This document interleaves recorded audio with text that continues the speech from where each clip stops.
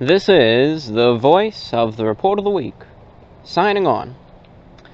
Hello, ladies and gentlemen, and everyone listening. This is VORW, the voice of the Report of the Week, signing on now for another week, another program, and here we are. Welcome. Greetings. Hope everything's going well. This is VORW, the voice of the Report of the Week, a program produced oftentimes on a weekly basis, though it may be every other week. Usually I try to aim for this program to be produced every week. But again, if, it all depends. If I'm not feeling it, if something else is really going on. Oh, there goes a plane. If I'm not feeling it, and, I can't really record anything acceptable that week, well, then maybe it'll be made every other week. But I try to aim for this to be a weekly show. The VORW program is also heard weekly, on a weekly basis, on shortwave, carried via the international shortwave station WBCQ, and also channel 292 to Europe. No matter how you're listening, thank you. Thank you. I welcome you to this program. It's great to have you here. VORW, of course, is an exclusively talk-only program aired on YouTube, which features me as the host. It spans anywhere between roughly 2 to 3.5 hours. And I simply discuss all things pertinent to the channel and the happenings of it. And I also will talk about miscellaneous topics as well. I'll talk sometimes about current events, world events, shortwave radio, or my own life and some happenings going on there as well. People listen to the show for a number of reasons. Of course, people listen to it for sleep aid, and others listen because they enjoy listening. But no matter how and why you're listening, again, I welcome you. And if you are listening to this as a sleep aid, well, I wish you a peaceful, restful sleep and many a good dream as well. Alright, here we are. Here it is, another show, another program. I mentioned, or I should say, yes, I mentioned, that it might be produced every other week on occasion, obviously because that's what happened here. This is, there wasn't a show last week, and that's fine. One thing that I've been trying to do with the channel lately, and I don't think anyone's really noticed it yet, and part of me wonders if anyone would notice it. I think some people would. I bet some people have noticed it, but just, didn't feel inclined to say anything about it, because it's really not that important of a matter. But I've decided with the channel, I was trying to think, I know some people watch the channel because they enjoy the content,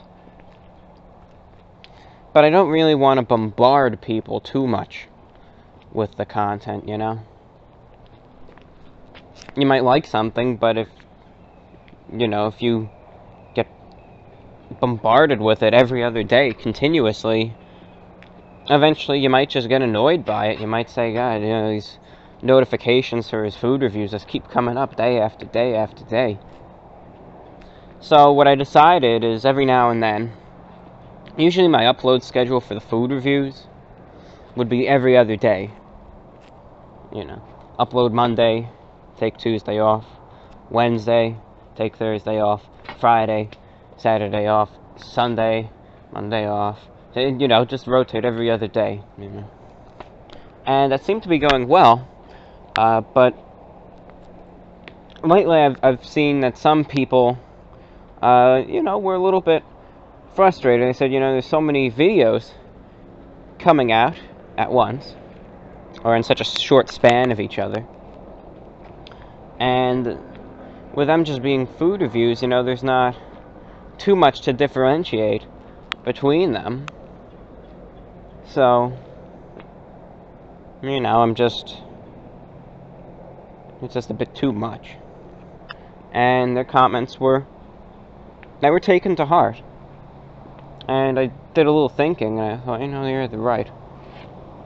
So, the only big change is that instead of uploading every other day now, what I'll sometimes do is say I'll upload a video Monday, I'll take Tuesday and Wednesday off, then upload Thursday, take Friday off, maybe upload Saturday, then take Sunday and Monday off. I'll upload a little bit more eclectic-like.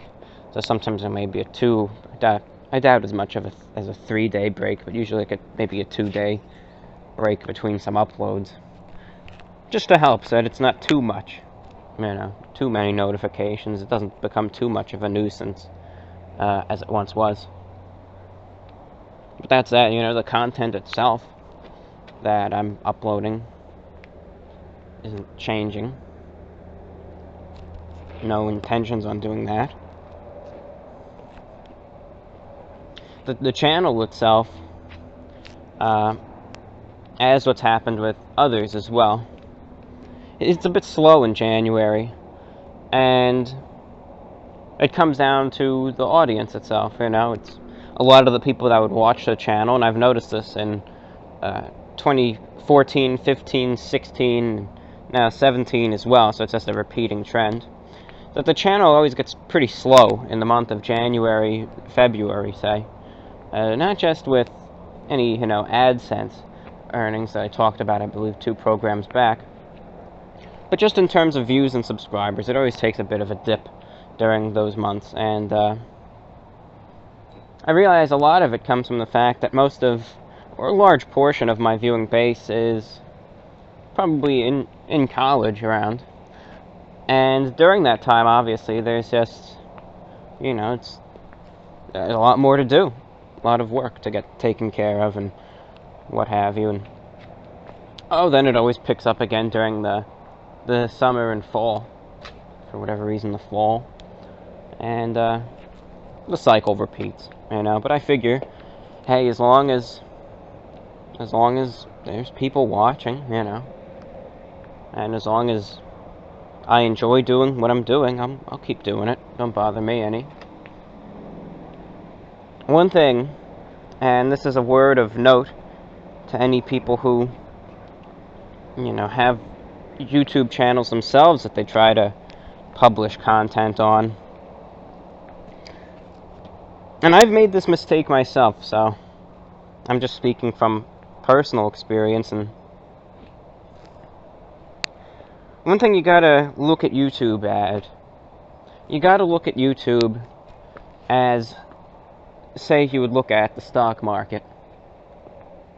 Well, how can you compare the two of those? One deals with something that you could actually make money from. The other's YouTube, that you can watch some music videos and some crazy cat videos. And well, how could you compare those two? With the stock market, I think of these Wall Street businessmen in these nice $5,000 Italian suits. And YouTube, I don't know, I think of YouTube. How can you compare the two? Well, I'm talking about trends and the examination thereof. With both of those things, oftentimes, you can't look at it simply day to day, week to week, but rather you have to look at the long-term trends. How did this stock perform over the course of, a year, 2 years? That's how you got to look at YouTube analytics as well, I realize. How's the channel doing now compared to how it was a year ago or 2 years ago? Are the numbers better? Are they worse? Do you have more views and subscribers than you do then? Or less? Or about the same?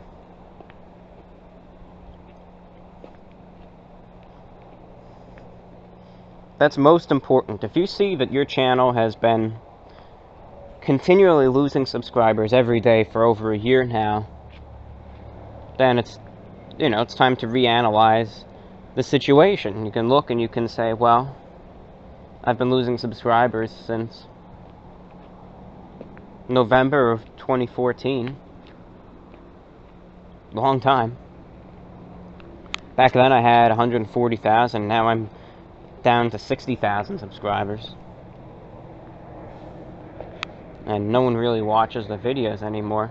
It's time to reanalyze the situation. You can look and you can make one of two judgments. You can say, well,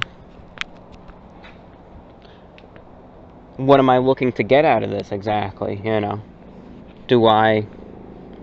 I make this with the intention of, becoming the next, the next PewDiePie, or am I doing it simply as a hobby because I like it? Or is it some sort of combination of the two, that I like it, but I'm also trying to get at least some success out of it all? You just have to analyze the long-term trends, because those are a lot more important than simply having a good week, a bad week, a good month, or a bad month. Now, say, you have a problem going on with the channel. You notice that views are down and subscribers are down, and you're getting a lot of complaints about a certain thing.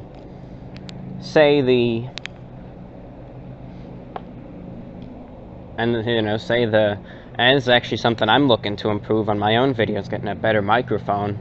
The ones that I film, the videos that I film in the car, those are fine, but when I try to film indoors, now there's a microphone issue, sounds a bit muffled, So that's actually something I'm going to try to improve on myself.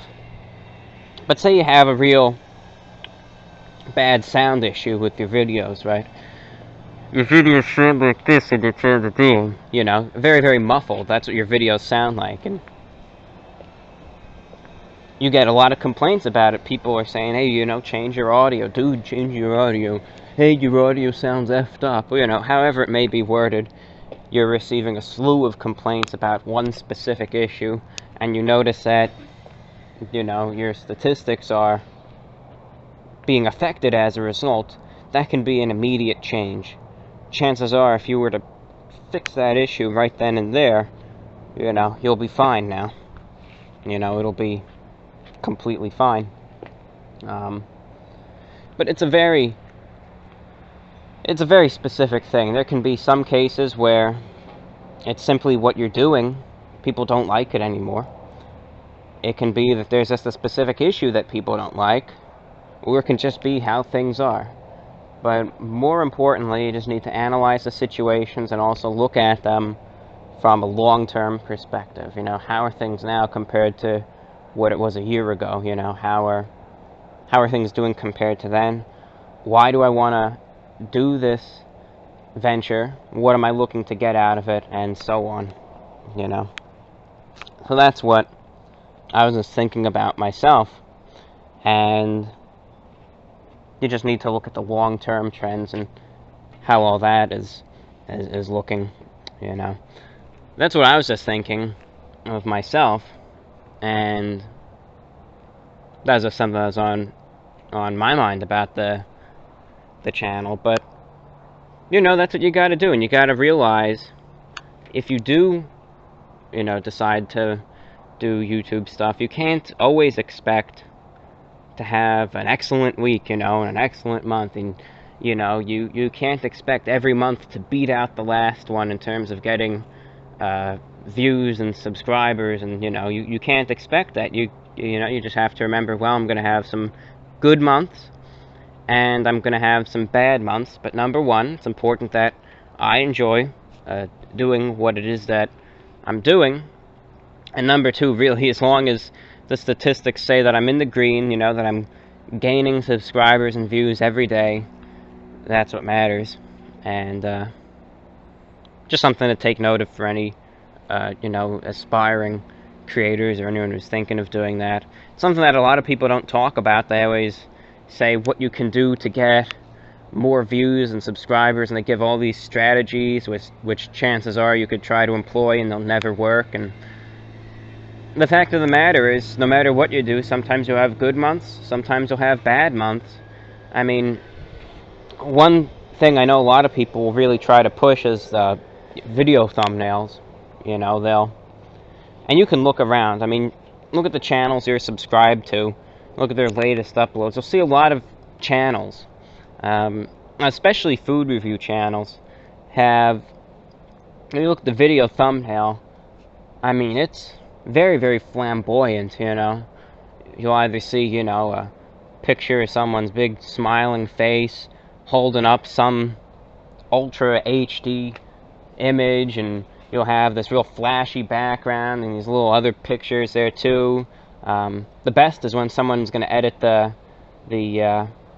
when someone edits the thumbnail and makes it sexually explicit so that people will just click on it expecting to see that, and there's none of that in the video. You know, that's just a way to scam people into clicking on a video. It's not as big as it once was, but sometimes you'll still find a video like that. And everything in between, but you'll see so many of these thumbnails now are very, very, very produced. You really don't see too much of just a still from a video anymore. And a lot of people will give that as a strategy to get more views, you know. You gotta make it stand out so that people are going to click on it, you know. Make it bright, make it pop, make it as HD as possible, you know. Make it just as flamboyant and boisterous as it can possibly be, and people are going to watch your video en masse. And I think that tactic could potentially work, but one thing that needs to be taken note of, for instance, is if you look at all the people that do that already, it's not unique at this point anymore. You're already in a sea of people doing the exact same thing. If you're one of the first channels to do that, it might actually get you some views because it stands out.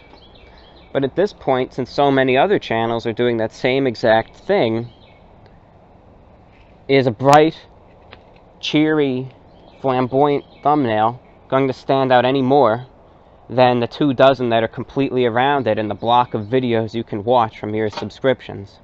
That's debatable. Have to take other things into effect then as well if you want to watch that specific video. And what I'm getting at here is, again, sometimes you're going to have good months, sometimes you're going to have bad months, and sometimes a lot of these strategies, you know, take it with a grain of salt. You might read some article or some video that talks about how these real creative thumbnails will revitalize your channel, and you spend, you know, hours and hours playing around in, you know, say Photoshop and just trying to do different things with it. You upload it and there's no difference at all.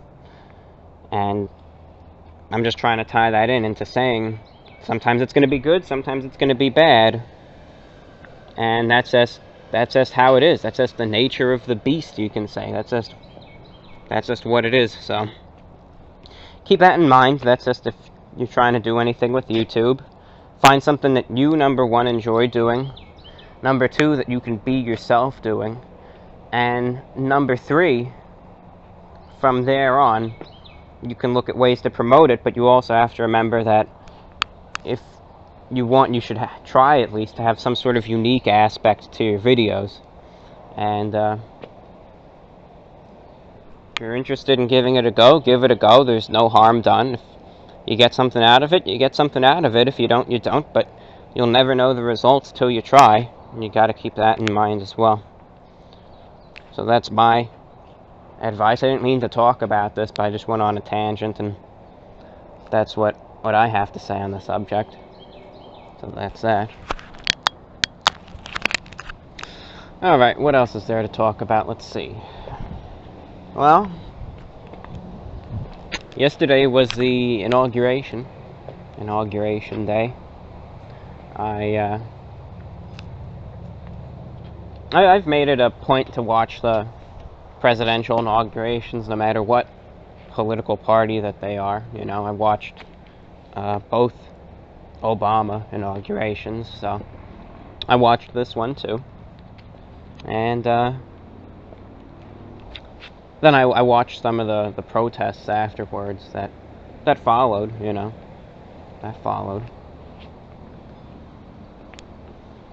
And I always find watching the protests interesting. I do. You know, I watched, I'll try to find like a live stream, you know, a good live stream video on YouTube, or what's the thing now that's big? The Periscope, right? And I'll just watch that to watch the real, you know, street view coverage of it all. Because oftentimes the mainstream media, they'll cover the protests, but obviously because they can't have, you know, there's always a lot of vulgarity at those events, they can't really have that live on the air, so they'll, you know, they'll cover little snippets, and they might have a live feed itself, but on TV they'll show just, you know, the greatest hits, you can say. But I always like watching the little independent, you know, coverage of it all, you know, from streamers that are actually there at the event. And you know, I mean, back in 2014, I watched everything that happened over in Ferguson, of course. Watched what happened in Baltimore, I think, what was that, last year? 2015.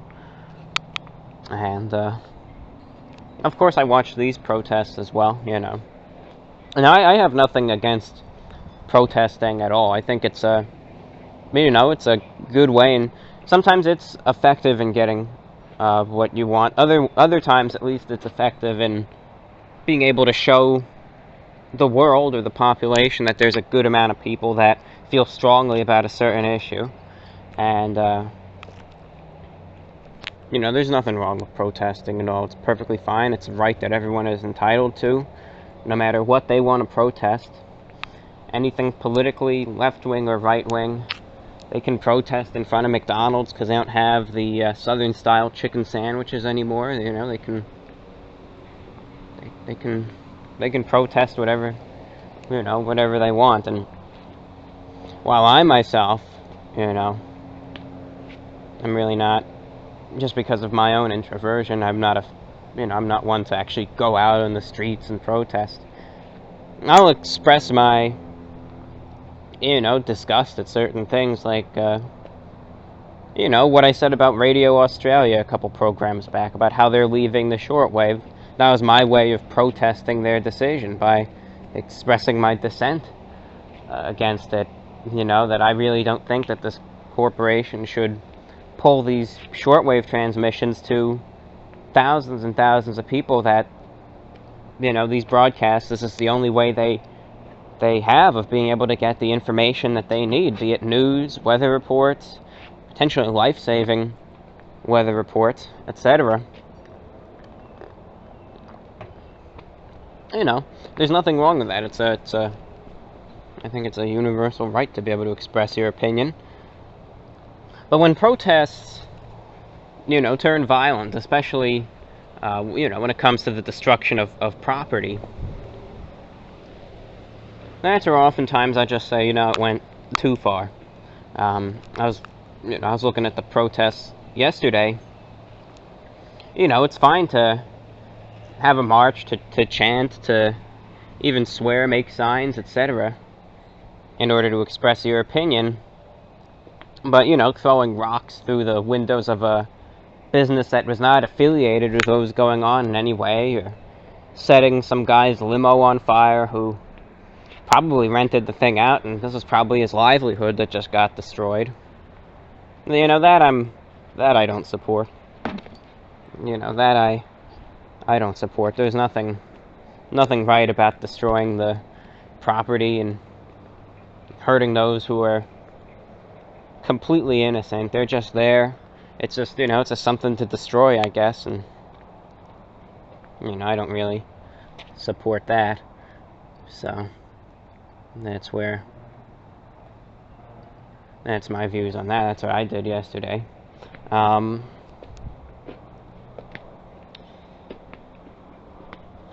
You figure, having gone a week and a half without making a show, I'd have a lot more to talk about than just this. But sometimes when I try to record, on the spot, ideas that I might have had that I wanted to talk about just might not be there, at this moment.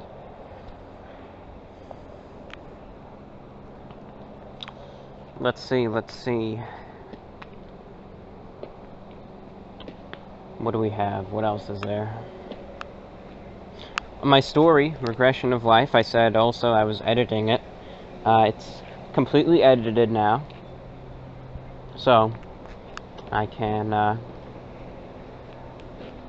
start adding new material to it when that comes to mind. So I'll continue doing that. I think in total I made about 3,000 edits or so on the piece, which isn't a whole lot when you look that it's around 30 pages. But I read it paragraph by paragraph, line by line, switched words, added things, made things more clear, etc. And I think it's for the best. Then when I feel that it's right, I'll add more to it, add a couple more pages, maybe a dozen, 2 dozen more pages, then go back and edit it again, and so forth.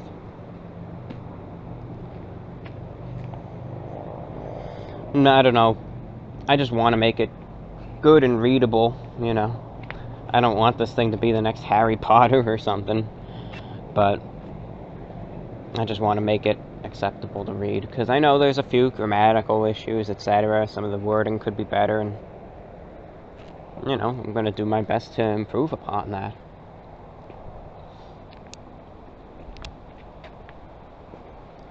So, there's that. Let me see right now how long I've been recording for, actually. Let's take a look. About 30 minutes. I'm thinking right now, just to fill time. Well, if I begin the segment talking about shortwave, the channel, and then I read letters, well, that'll be fine, yeah. I'll do that then. Coming up next, ladies and gentlemen, is a segment which is talking about shortwave radio and all happenings going on in that realm, including the shortwave program of VORW. Following that will be any miscellaneous issues that I will continue to discuss about the channel. And finally, we will read and respond to your letters. This is VORW, the voice of the Report of the Week. So here we are, ladies and gentlemen.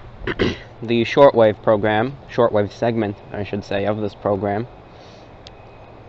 Admittedly, I'm recording this on a different day, and today, actually, I hope to record the rest of the entire program. And that said, the weather conditions are a little bit different than they were a couple days ago. You might have read on the news. Maybe not. I don't think there was any sort of international news event or anything, but if anything, maybe U.S. news, There was a big line of very strong storms that went through a lot of the southeast. And with those storms came some colder temperatures and some gusty winds. Thankfully, the storms didn't do any damage here, but obviously the change in weather as a result of those things is, it's obvious. It's quite obvious. So, that said, I apologize if there's any real noticeable wind, if you can hear the wind chimes going off or whatnot. Hey, everything's different, it adds some variety, I suppose, to the program. Anyway, let's just jump into things here. Let's just jump into the shortwave segment, where I talk about all things shortwave. There's two things I want to talk about. Number one, I don't know, what do you want to hear first? Do you want to hear miscellaneous shortwave news / updates? Or do you want to hear about the VORW show on shortwave? Want to hear about the VORW show on shortwave first? Alright, then we'll talk about the updates first then. I don't know, I'll talk about the updates first to shortwave broadcasting, since there isn't a lot to talk about. Then we'll mention the VORW. So, the biggest thing going on, of course, is Radio Australia. It's sad, legitimately sad, and it's something that makes my blood boil. It really does. But of course, it's, you know, it's the same problem that I see that affects and has affected so many shortwave stations in the past. You know, you have some greedy CEO that doesn't understand the medium at all, never picked up a shortwave radio in his or her life, does not and never will realize the importance of shortwave, and only cares about money. When you have someone like that in charge of a broadcasting company, you better believe there's going to be cuts galore to the broadcasting, and that happened with Radio Australia. I mean, when I first listened to shortwave back in 2013, and really started listening to the shortwave international broadcasters in 2014, Radio Australia was so much bigger just not 2.5 years ago than it is now. So much bigger. Right now they're on 3 shortwave frequencies to the Outback, and they're on 3 shortwave frequencies to the Pacific. So that's about 6 in total, 24/7, 6 frequencies. Back in 2014, they were not only on those 3 frequencies to the Outback, but they were on probably about a dozen frequencies at any given time to the Pacific. And they had a whole new transmitter site set up as well. They had the Shepparton transmitter, and then they had the Brandon transmitter as well. Late 2014, they reduced that, cut it down, fired a lot of their staff. Still kept the shortwave, though. And now here we go. So the cuts already had been going on for a bit, and it's very, very sad to see. It's sad. Listen, we fought the good fight. That's all I can say.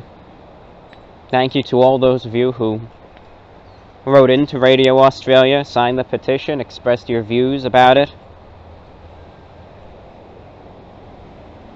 We fought the good fight. That's all I can say. You can't win them all, but if anything, hopefully enough people contacted them and were able to at least show Radio Australia that their decision is a stupid one. But the transmissions are going off on the 31st. Going to leave thousands of people in the dark.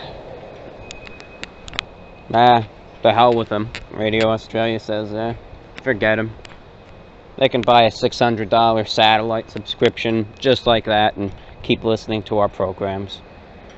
They can listen to the FM stations that aren't even there, that broadcast our programs, or the AM station that doesn't even make it into that target area. They could listen to that. Shortwave broadcasts, $1 million. I think I can use a nice vacation now. Let me cut those and keep the money.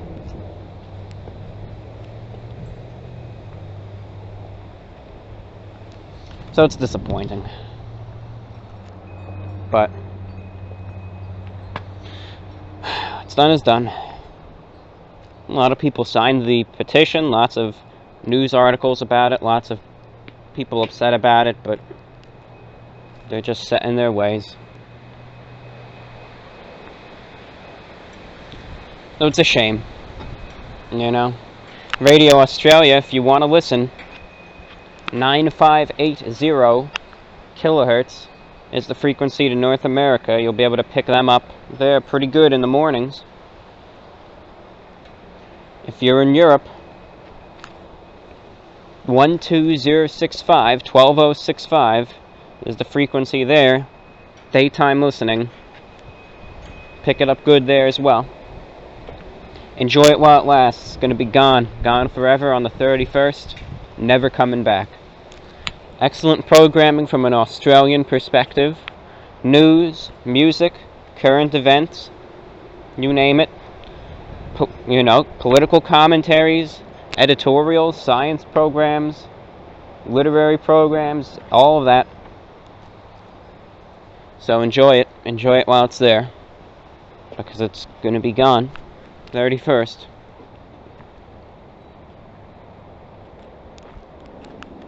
It's a shame.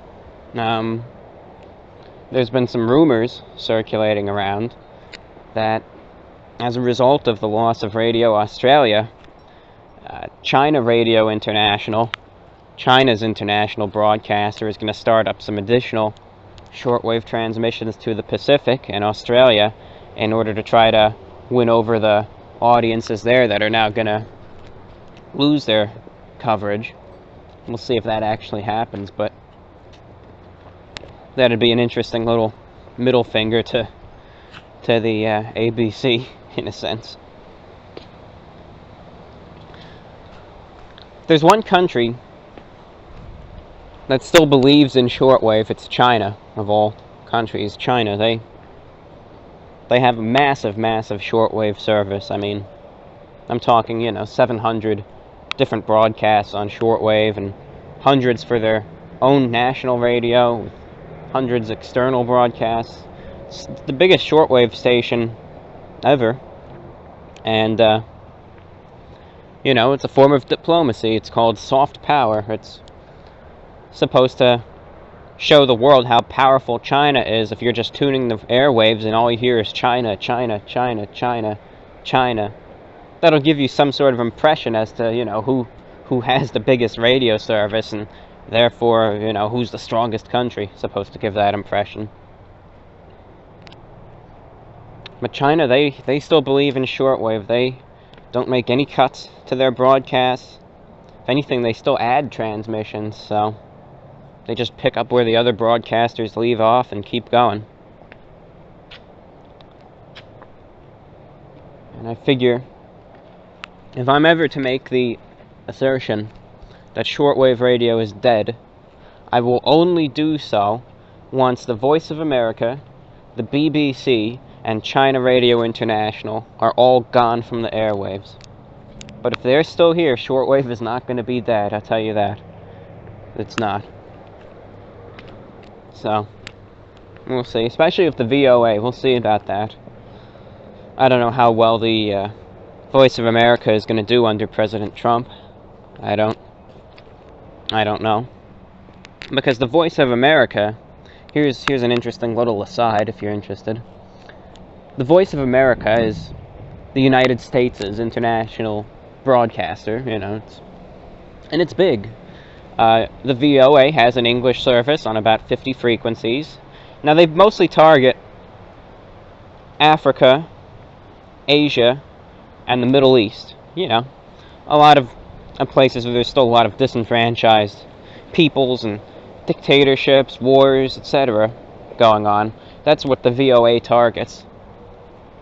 And they have a lot of broadcasts still. They have the Voice of America, their general service, in a number of languages. They have it in English, French, Arabic. Those are the main ones, I think. They have it in Chinese. Then they have it in some smaller languages, like Kurdish, obviously. They have it to East Africa. They have, Swahili, Amharic, and a lot of languages, Then they have the VOA Diwa radio to Afghanistan. That's in Pashto and Dari, those two languages there. And there's another service to Afghanistan as well. There's Radio Marti, which is to Cuba. That one I can pick up excellent over here, actually. All hours of the day, that comes in good. They come in very, very nicely here every day. And that's mostly because it's where I am is on the way to Cuba, so the broadcast will just pass right through. And good programming. It's in Spanish, all of it. 24-hour service, but sometimes they play some good music programs. They'll play some hit music in English, and they'll play some good Cuban music too. And it's a fun broadcast to listen to sometimes. It's station always guaranteed to be received completely clear. So they have that. They have Radio Free Europe. We all know about them. They're still around. They got rid of their Russian service earlier last year. But they're still around in some smaller services like Uzbek, for instance. So to some of the Central Asian countries, they still exist. Radio Free Europe does. And otherwise, there's Radio Free Asia. There's Radio Free Asia. Broadcast to Asia, Chinese, Tibetan, Burmese, Vietnamese. Did I say Korean? If not, well, they broadcast in Korean. And then there's a few other services to Africa as well. A few more specific services, to Sudan, for instance. VOA, South Sudan in focus. You name it. And that's their reach. And in total, it's probably about as big as China Radio International, or maybe just a little bit smaller. It's obviously the second biggest shortwave station, if anything. Huge, it's a huge station. Massive. But I'm worried for the VOA's future, I really am. Because of... And it's understandable. They try to say that they're a unbiased news organization, which simply reports the facts as the United States government. But during the election, the 2016 election, now number one, it's fine, whoever they support, and that's completely fine. But what they did was the station, they aired, they took a pro-Hillary Clinton position, and for a news organization, a government news organization, to do that, obviously if Hillary were to have lost, or at the time,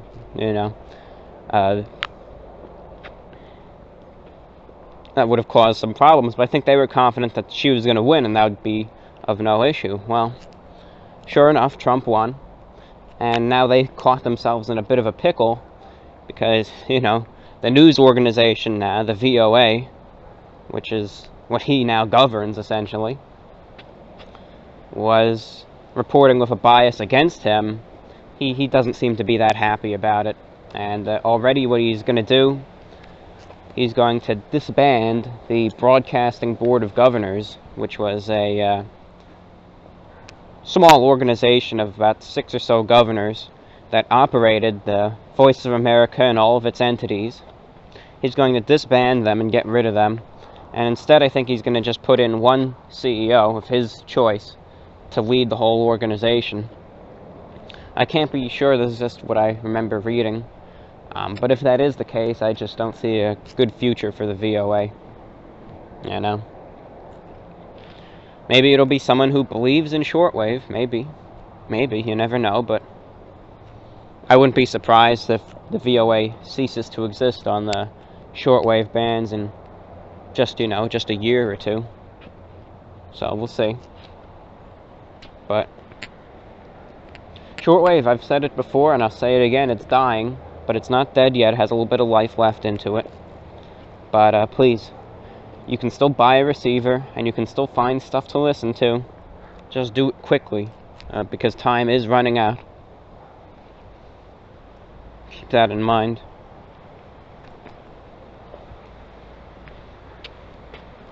Otherwise, what else? What else is going on? That's about it. So let's talk about the VORW show on shortwave radio. If you're not familiar, the VORW program, for about the last month now, I'd say,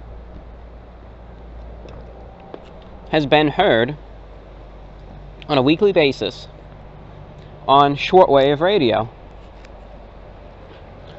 It's a variety show which features a mixture of talk, my talk, of course, and music, which is mostly listener requests. And it's an hour-long program, and it's heard every Thursday evening in the United States and in Europe as well. The program is well received. I mean, and I'm shocked at how listened to it is. I've done the shortwave broadcasting before, you know. I recently did this broadcast. I started it up back in late December. But before that, I did some broadcasts in the past. You know, for a while in 2015, you know, I broadcast on WBCQ for about 6 months straight to North America. Then I did a special broadcast in 2016 for the channel, the 5-year anniversary. Did a special broadcast in June, another special broadcast in, what was that? In August, I think. And now I'm back on the air regularly, and I must say that the amount of correspondence I've gotten from listeners who are tuned into this program is amazing. You know, I'm shocked by it. I would have expected to get maybe between 3 and 5 letters per broadcast, you know, from people listening. But wow, I'm just taken aback, I really am. Because I get around, you know, in upwards of 40 or so reception reports of people listening to this broadcast from all over the world with their shortwave radios or listening via TuneIn, and I'm able to get a perspective of how this broadcast is received all over the country. The program is always filled with requests, and it's excellent. It's, you know, it's more of a successful venture than I ever would have seen it as. So that's wonderful there. So I'd say the best part of the show is being able to, I mean, I enjoy making the show, but I think the best part of the VORW shortwave program is being able to see all the emails that come in. It's so fun to look at that and then to respond to them as well. And it's just a real fun time overall, in my opinion. You know, that's what I think. Last week, the VORW show was heard well in the U.S. The WBCQ show came in good. It was received by numerous listeners on shortwave clearly this time around throughout all of the southern U.S. and the midwestern U.S. So that's great. We're able to have a very good swath of coverage here. And the European broadcast, well, reception just wasn't there for it. But there were people that were able to listen, especially around the southern UK. They were able to pick it up. So what I'm thinking on doing is I'm going to continue that broadcast, but also if the guy from the other German station, the shortwave service one, ever gets back to me, I'm going to buy an hour on their transmitter, maybe another hour on the channel 292 one earlier in the day. We'll see. But either way, I'm going to buy another broadcast to Europe earlier in the day too, so you'll have multiple opportunities. I'll do that.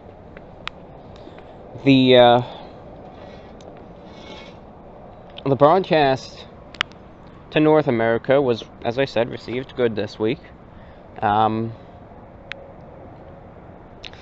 tried to contact the station, WINB, out of Red Lion, Pennsylvania. Maybe I'll still go with them. I don't know. Charge around what is it? I think 45, 50 bucks an hour.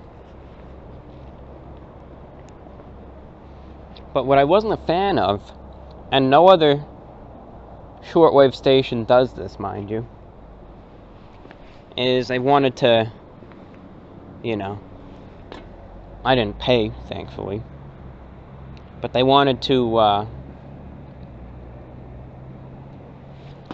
look at my program before it's aired and perform any edits if necessary. And I thought to myself, oh, come on, you know, I'm not gonna let some station edit the program how they see it fit. I don't think I'm gonna go with them. I mean, WRMI is more expensive if I want to reach more of North America at $60, but at least they're a station with a 100 kilowatt transmitter, and they play the show as is, you know. So we're still seeing there, but right now, here's the schedule. The broadcast can be heard every Thursday evening. In Europe, 8 p.m. That's the time, okay? 8 p.m. in the UK. It originally was a bit earlier. It was originally around 6 p.m., but the broadcast got moved ahead a little bit. 8 p.m. in the UK. Okay.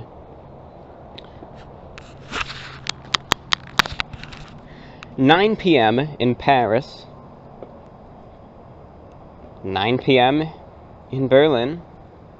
10 p.m. in Bucharest. And 11 p.m. in Moscow. The frequency is 6070 kilohertz. You would be able to hear the program at the time of 3 p.m. Eastern.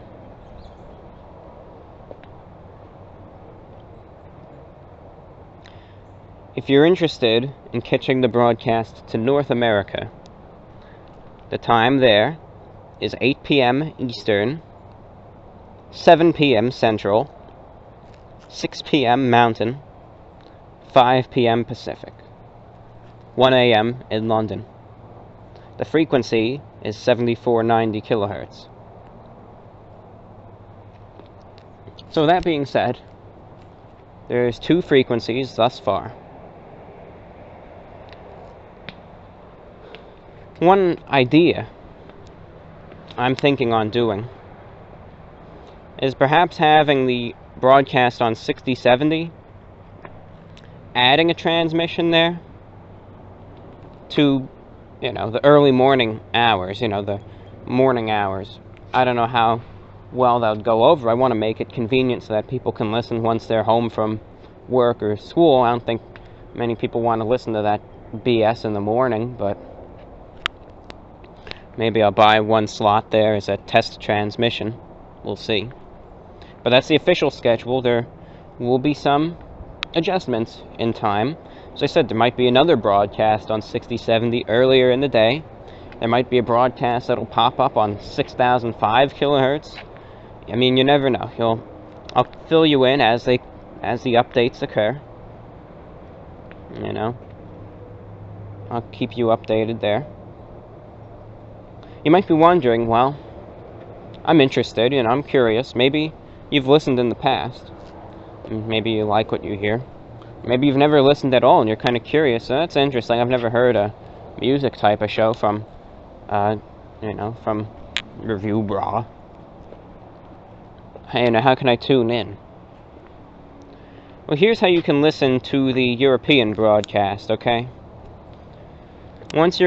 Number one, if you have a shortwave radio and you're in Europe, obviously all you need to do is at the appointed time turn it on and tune to 6070, 6070, and give it your all. See if it comes in or not. Otherwise, simply go to the website channel292.de. There's an image of what the URL looks like. You click on it, you see their website, and right there on that little box says click here to listen live on the shortwave. Hey, you click on it, and it brings you to the online shortwave radio. It's already tuned to that frequency, and in AM mode. That's all you need to do, and you'll be able to hear it on shortwave live as it comes in. So that's good.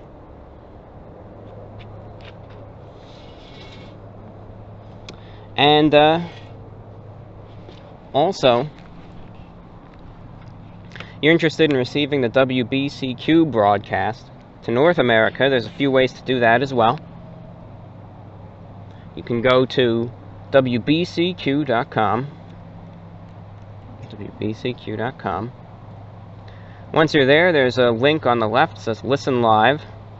Click on it, and you'll see the top link, WBCQ 7.490 MP3 player link. You can click on that, and you'll be able to listen live there. Or, even easier, in Google, you can type in WBCQ TuneIn. WBCQ TuneIn. Top link there, TuneIn Radio. You'll see it.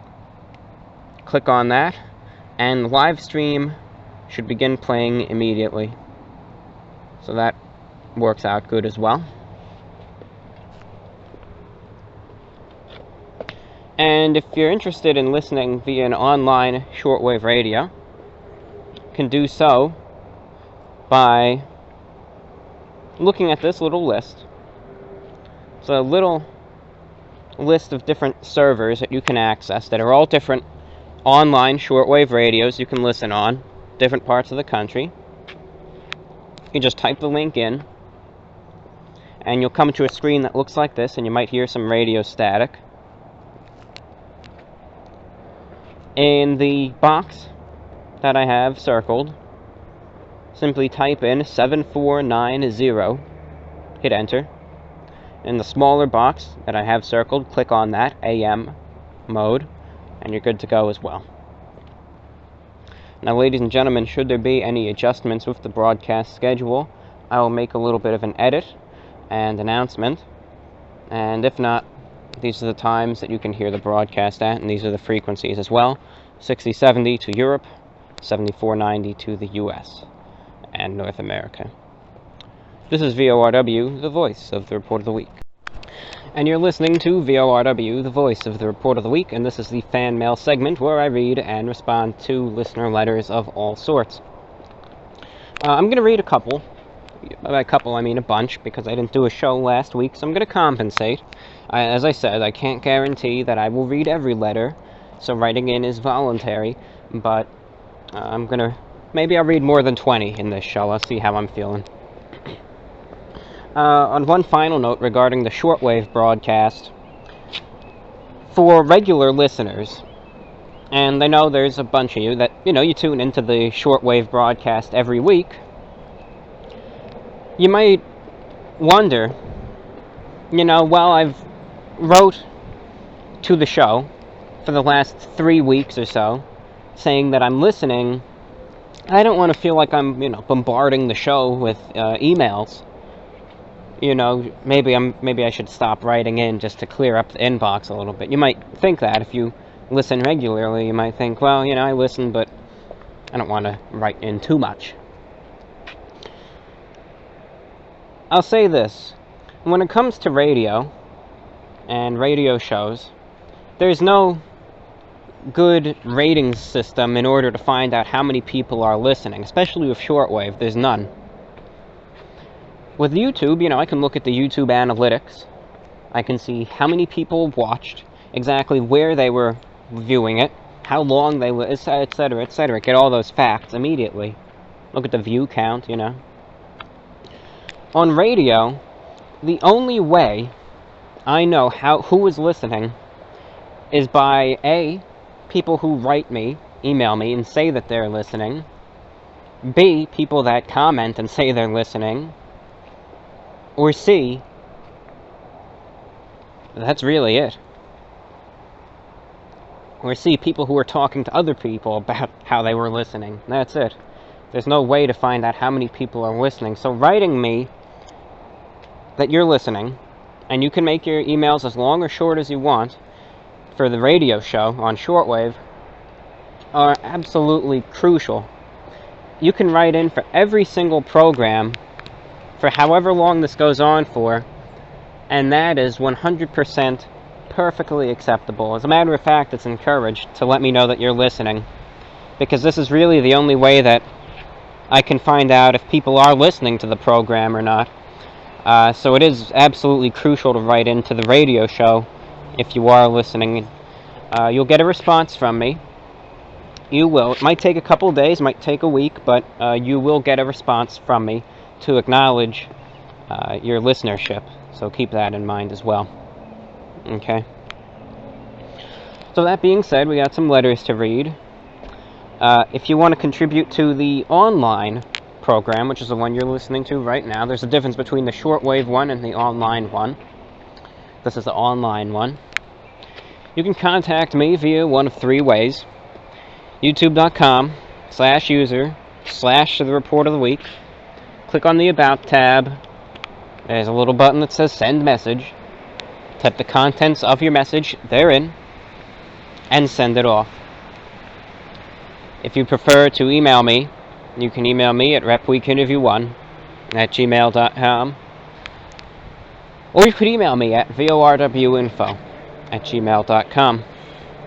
With that being said, let's dive into the letters, and let's begin. Okay. Here we go.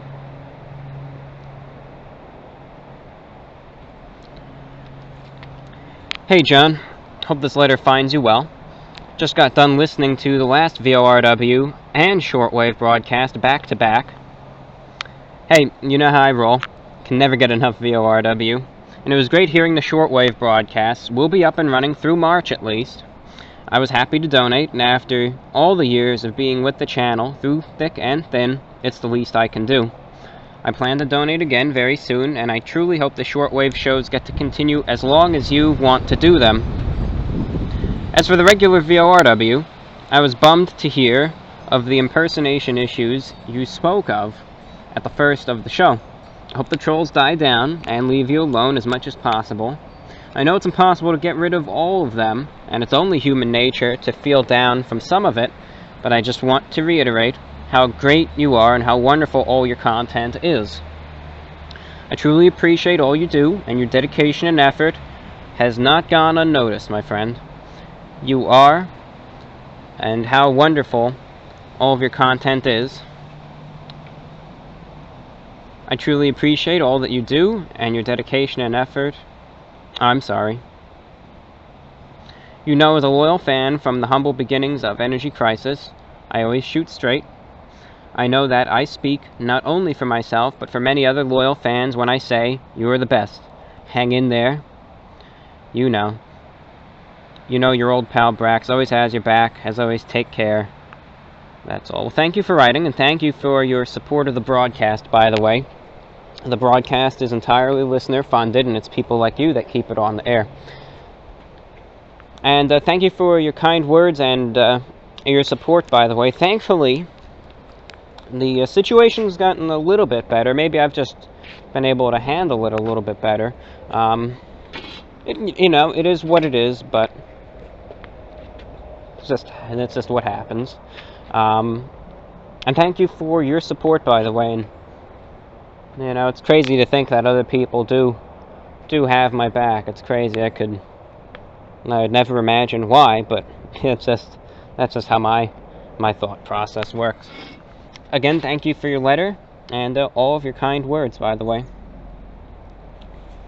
Hello, Report of the Week. I have two quick questions for this message. First, I wanted to get your opinion on what kind of pizza you prefer these days, and I was wondering if you can rate in order of best to worst, or worst to best. Well, let me say what pizza I usually get nowadays. Usually, I go to Pizza Hut. There were two Pizza Huts, actually. There's a lot of them down here. There was one, I don't know, the staff was great, don't get me wrong. They, very personable. They acted like they knew you, I think some of the guys actually did recognize me, if anything, from just coming there regularly. Very, very friendly staff, but the pizza just wasn't that good. Then I switched it up, went to another Pizza Hut, and their pizza is better, you know. And I use this coupon on the receipt, so you can do a survey and you can get $10 off any order of $20. So I'll get usually a stuffed crust pizza, pepperoni, Hut favorite crust flavor. I'll get an order of breadsticks or an order of wings. I'll get some extra sauce, and the bill will come out just to $20. I'll take that $10 off, and I'll get all that food for just $10. You know, usually I can get a large pie, stuffed crust, and 2 sides for $10. So, hey, you can get a whole feast fit for royalty without breaking the bank from Pizza Hut by just doing a little survey. And that's what I get nowadays. And you also asked, let's see, to rate these establishments. He says Pizza Hut, Little Caesars, Domino's, and Papa John's. Okay, well, the best is Pizza Hut. A Pizza Hut, I speak from experience. I go there regularly, I eat there regularly, and I keep coming back. Why? Because the food is good. They have some coupons and incentives also that keep it, again, affordable. And it's just enjoyable. It's very, very good to eat. I like their stuffed crust pizza. I like the pan pizza is good too. And it's just very nice. It's you can find it quite frequently, Pizza Huts, so those are good. Secondly, I'd have to go Little Caesars. And this is mostly in regards to their deep dish pizza. Because that, now you gotta be in a specific, you have to have an appetite for it, but it's pretty good.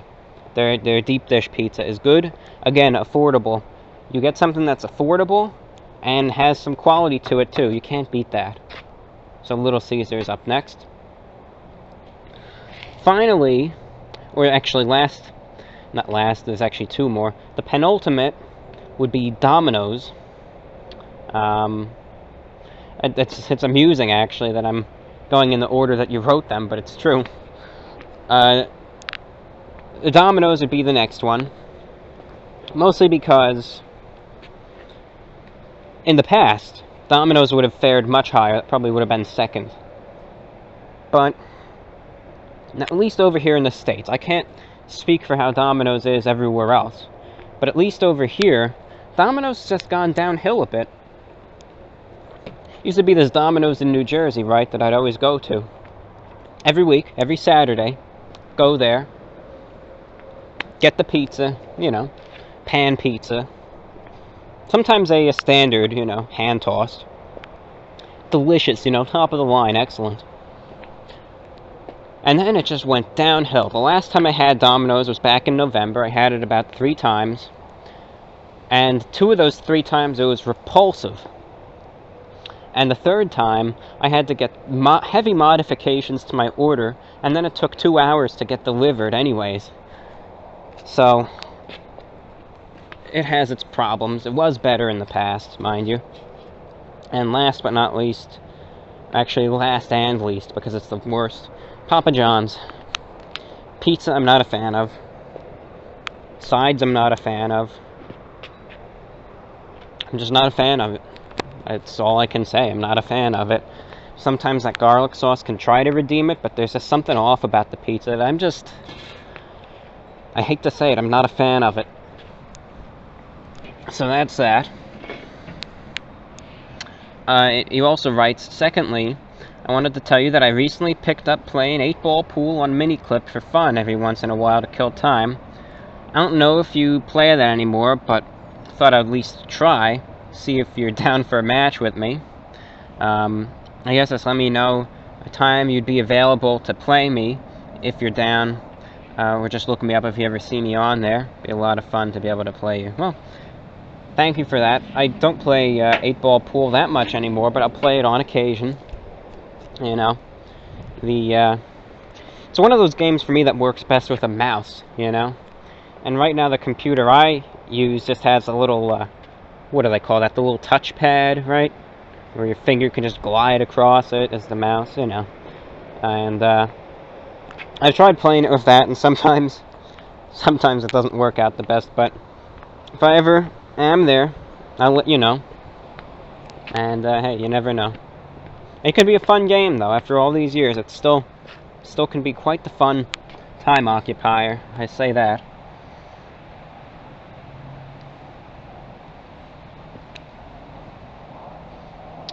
On to the next. Let me make sure this is recording. Alright, we're recording. A dear Report of the Week, brah. Long-time listener, first-time writer-inner. I always look forward to the VORWs, and I was sorry to hear about the rough time you've been having. Unfortunately, I can't offer you an easy solution, but I can say that the number of people who appreciate and respect you is much greater than the trolls. You've built up a huge following and should be very proud of your channel. I know it's a cliche thing to say, but the person impersonating you is probably jealous. Now, as I live in the UK, I was excited to hear you will be broadcasting your shortwave program to Europe at a more convenient time. I wonder how many people are interested in shortwave thanks to you. Perhaps you're the Messiah who has come to raise shortwave from the dead. In last week's episode, you mentioned personality tests. I was wondering which Myers-Briggs personality type you are. If I had to guess, I'd say you were an INTJ. Keep up the good work, Lawrence. Thank you for writing. And, speaking of the shortwave broadcast to Europe, I've got the one broadcast this week, at least, at 2000 UTC. That's, I believe, 8 p.m. in the UK. And I'm also going to plan on having an additional broadcast to Europe as well, perhaps on the same frequency. That'll be for the week after this one, so I can make some adjustments. And that might be at the time of 15 or 1600 UTC, so that'd be more in the late afternoon, but still, I want to provide as many listening opportunities as I can for the listeners. We'll see how those go over, and my next mission would be to help reach the listening audience in Western North America as well, with the best quality signal. Otherwise, in terms of the personality tests, I'll be honest, I don't know. I haven't taken one of those tests in so long. I remember years ago, I took the test and I was an INTJ. I remember that set of letters. And then I stopped. Then I took it again in early 2015. I got something totally different. Then I took it 6 months later, an additional set of 4 letters, totally different, and I haven't taken it since then, which has been now about a year and a half. So I don't know. I couldn't say. I think it changes, and that just changes with time. As my perception of various things changes, so will that. I can't give you an answer. I apologize.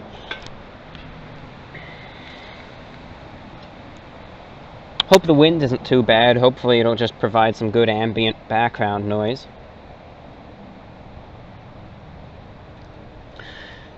Fashion information for your fan base. It's very frustrating to live in an era where men spend $3K on an artist, in parentheses rapper, endorsed hoodie, and $1.5K on a pair of Yeezy sneakers, yet disregard the classic and timeless formal wear that should be utilized. Could you perhaps share, in a new series, fashion information, perhaps lectures and the like, for aspiring individuals who are lost in a sea of unsophistication? You could cover the basics of decent formal wear and discuss what needs to be known to reclaim the lost decency of yesteryear. Thanks. Well, thank you for your suggestion. That's not out of the ballpark. A fashion-related lecture series. Entirely possible. And, hey, you don't know what the future holds. Might happen. I can't promise anything, but you never know. It's something that I could easily do. It would be controversial. That I'd say, because it would be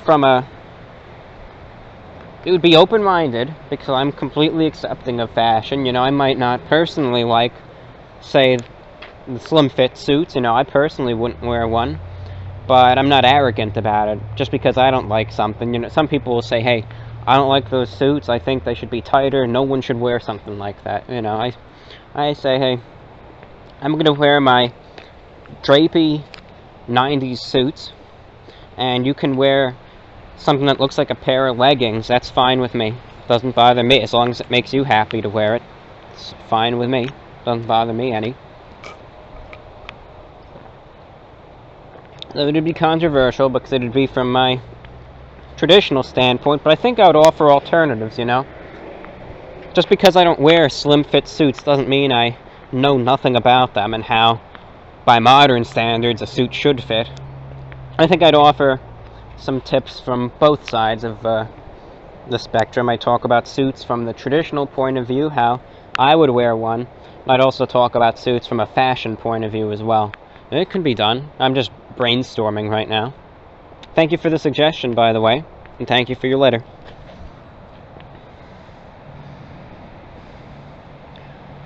This individual commented, wanted their art featured. That it has, so thank you for sending me that. I said, they asked, they said they were disappointed that it didn't get featured, and I was a bit confused. I said, could you please resend it?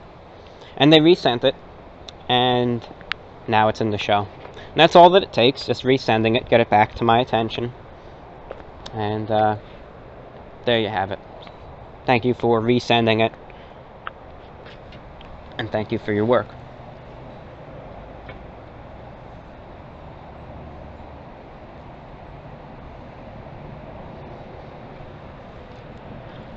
Dear Review Brah, and this is a little letter I'd like to read. Do you ever get the sense that you don't quite belong? The sense that you don't fit in? I do, quite often. I relate to the protagonists of the films like The Elephant Man as well as The Hunchback of Notre Dame. And while I don't have any significant deformities, I do feel alienated from everybody else, which is what we can observe from these two characters. Alienation is due to a lack of understanding from others. Society's failure to acknowledge or invest any time in trying to understand what separates us from the majority is the primary reason as to why individuals rise up and lash out. Humans are the only species that torment their peers for no apparent gain. It's something that we see in day-to-day life. Think back to your school years for a moment.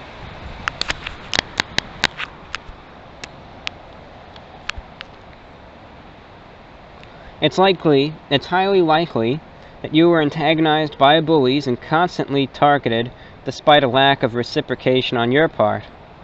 You think that it ends there, once school is over, but no. It continues fervently through college, work, and general life. We're told that we're free, and we believe it. But I can tell you right now how your life will transpire. From school, you go to college, or straight to work, and then you slave away until you retire, and then you wait to die. Why? Because whether you want to admit it or not, your life is decided for you before it's even begun. The reason as to why I've written to you regarding this subject is that I know you're different too, and as a result, I feel I can relate to what you say. You don't slot perfectly into society's conveyor belt, and that's very refreshing to see. I've been subscribed to your channel for about 2 years, and I'm particularly fond of your VORW show, although I'd prefer it if you would speak on subjects a bit more, with a bit more substance to them, topics which are deemed as taboo by most, like anxiety, depersonalization, derealization, and depression. You've so eloquently spoken about by yourself. I understand you've suffered with them too, so you have a point of view to speak from. That's about it. Just to let you know, I'm not a 40-year-old man sitting in his mother's basement typing this up. Slightly younger than you, but old enough to see the world for what it is. Kind regards from Spooky. Thank you. Thank you for writing, Spooky. And that point of view is one that I've held. in the past at times. I've felt it all futile, you know? And that's one reason that motivated me to do this, you know, to enable the monetization and start doing this YouTube stuff as my job for now. Listen, it doesn't bring in the big bucks. It doesn't bring in a ton of money, but it's what I enjoy doing.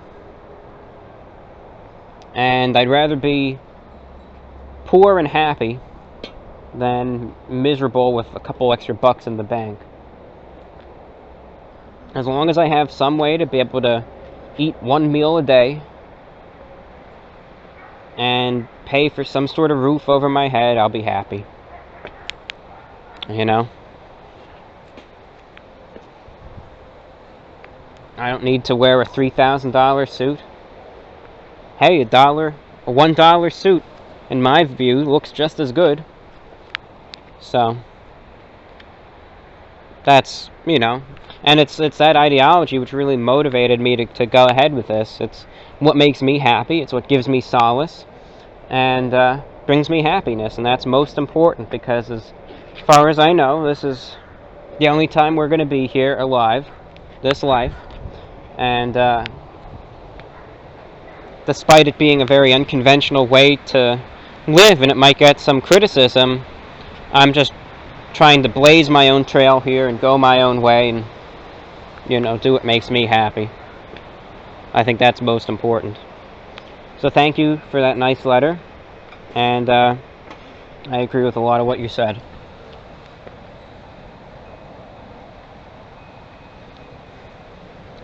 Our next letter. Let's see. Hello, Review Bra. Hope this is the right place to write to you. Hopefully this doesn't go off topic too much, but I'd like to write to you to talk about my current situation. Okay, let's hear it. Currently, I'm studying and working for the first time since 3 years. I was never able to figure out what I wanted to do in my life. I thought I finally figured it out this time. Lately, however, I'm feeling the same about this study as I have about all the others. Might be the wrong thing again. I've been skipping school for a week now, and it's getting out of hand again. Hopefully sometime I'll figure out what I want. You ever felt the same way? You have any advice? Thanks in advance. Keep up the amazing work with the channel. Have a good one. Mike. Mike, thank you. Thank you, Mike. Well, I have felt the same way. There was a time where I didn't know what I would be doing. I mean, this is back in 2014. I was looking at the future. I didn't know what I was going to do. As a matter of fact, I got myself into quite a bit of a funk and depression. And I saw my future as myself existing only for a few short years before I did the inevitable. Because I felt I didn't have anything else to live for, you know, nothing else to do. I didn't care about anything. I didn't care. I didn't want to do anything. I didn't see myself doing anything. This kind of ties into what I was saying in the last question, or the last answer. There's a conventional path, and there's nothing wrong with it, mind you.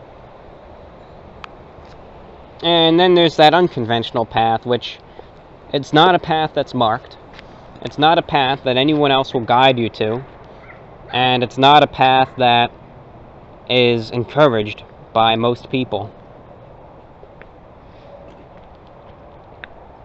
Sometimes the best thing to do is to, you know, look and think, well, I mean, what do I spend each day doing? What's something I do each day? What do I enjoy doing each day? And what can I do now to be able to make enough money? Enough, mind you. You don't need to have $20,000 saved in the bank. Savings are nice, but it's not absolutely essential. What can I do that'll make just enough to continue sustaining that?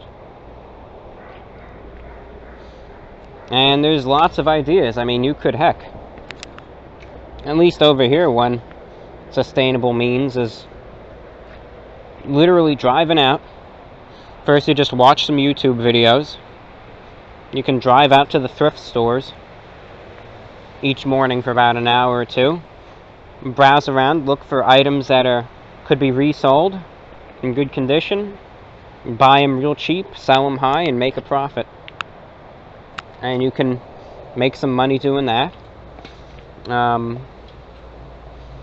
There's always ideas. There's always stuff. And, you know, research what exactly interests you, you know. Look at what the jobs entail. Look at what these careers entail. And if you get lucky, you'll find something that you enjoy doing. If it is of a standard schedule, it won't even feel like working, you know. That's rare, but it can happen. Sometimes if you need to take some time off, some people will discourage it, but sometimes if you need to take some time off in order to really find the real you, what you want to do with yourself, that's for the best.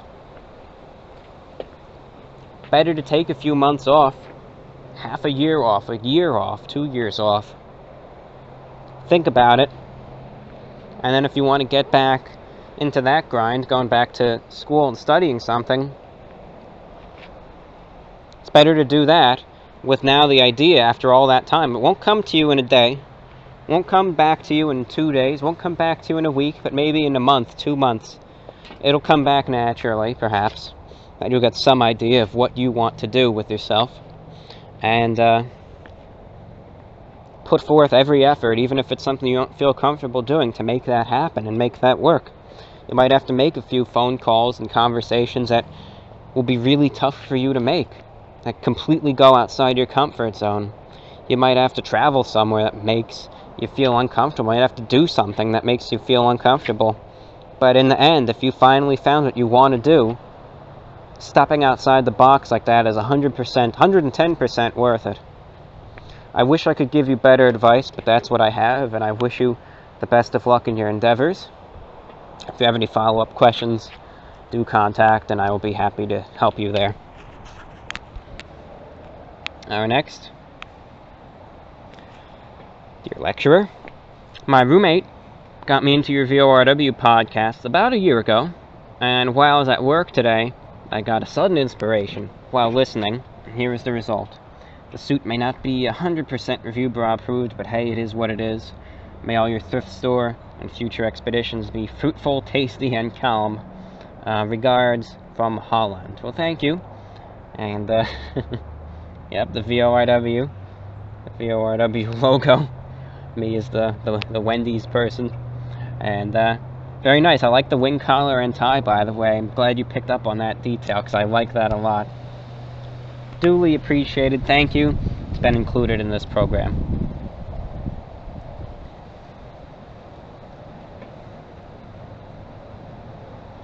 Let's see. Finally, in this email inbox, last letter, good evening. Before starting this letter, I'd like to apologize for my English. It's not my native language, and I have done my best to write it correctly. I've been watching your videos since the end of 2015. I'm more interested in the VORW shows than the fast food reviews, but they're still the best out there. This is mainly due to the lack of fast food chains here in Spain. From the 3 chains that are present here in my town, my favorite one is KFC. It's a rather new chain here, so the novelty sure is good. I usually order the chicken tenders with a hot sauce and the delicious mashed potatoes.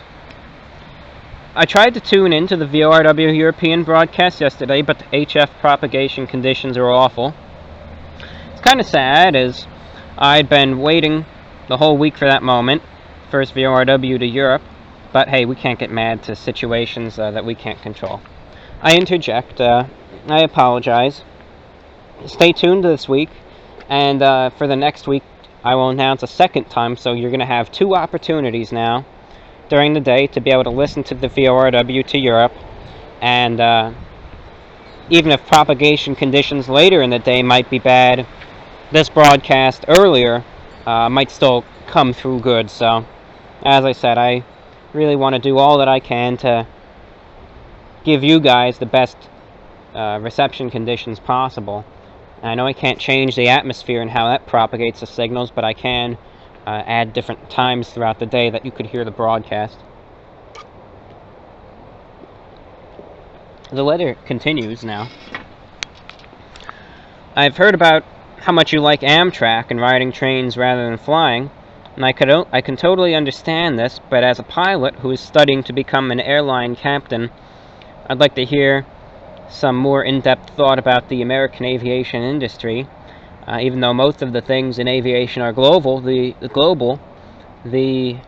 American industry is somewhat different from the European one. While writing this, an idea crossed my mind. It would be cool if we're able to send you physical letters. I would personally send you one written in my typewriter, and in that way, there'd be a more personal layer to the VORW show. I do not want to bother you more, so thank you for writing this.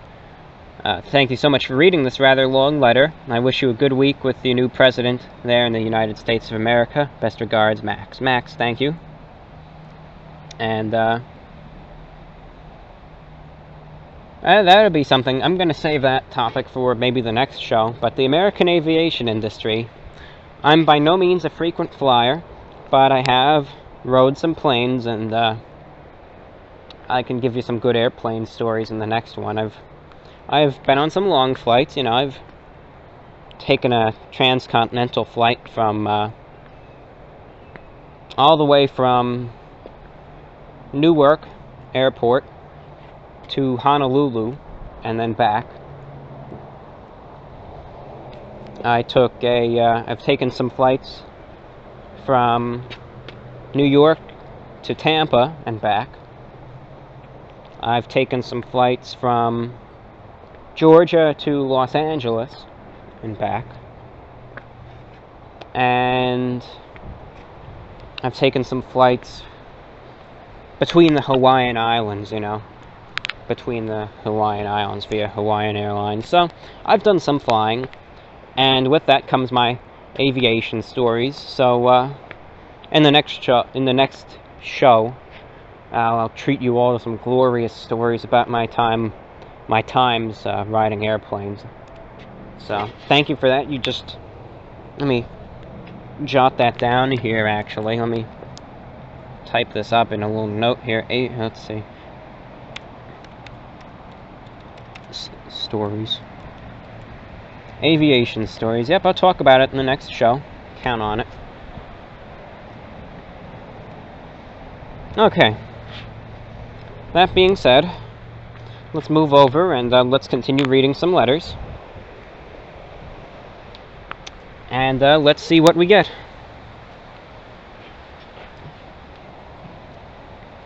Let's see.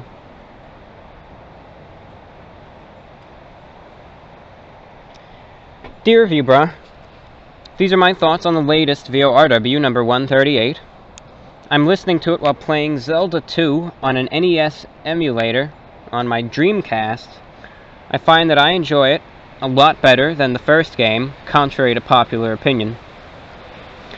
People may listen to you to fall asleep because you generally have a well-toned voice, for lack of a better term. But I find that strange to believe, as your subject matter is usually interesting enough to keep one up and interested. Regarding the DMCA requests, this is a well-known troll tactic on YouTube, but saying this obviously doesn't help. People with too much time on their hands and too much hate in their hearts, I guess. Did you ever listen to the Aeronautical Band on the radio, the VHF, I think? As you're interested in train tracking, you might also be interested in hearing flight stuff as well. Since you're in Florida, there are periodic reports that pirate FM stations interfere on the air band, so that might be worth listening to. And I also wonder if you ever listen to the CB radio, but unless you live on or near a major shipping area, you'll just hear CB Savages crapping up the band. Interjection. I don't really listen to the aeronautical band that much. You know, the PL660 comes with I think it does have that band on it. Pretty sure. But I've never made use of that. Back years ago, about 6 or 7 years ago, I used to listen to the it was a scanner, you know. It went through various frequencies, anything really above 30 megahertz, all the way up, you know, into the very high frequencies, with some breaks. You could listen to the police, you can listen to the airplanes, you know, the buses, whatever. The NOAA weather radio.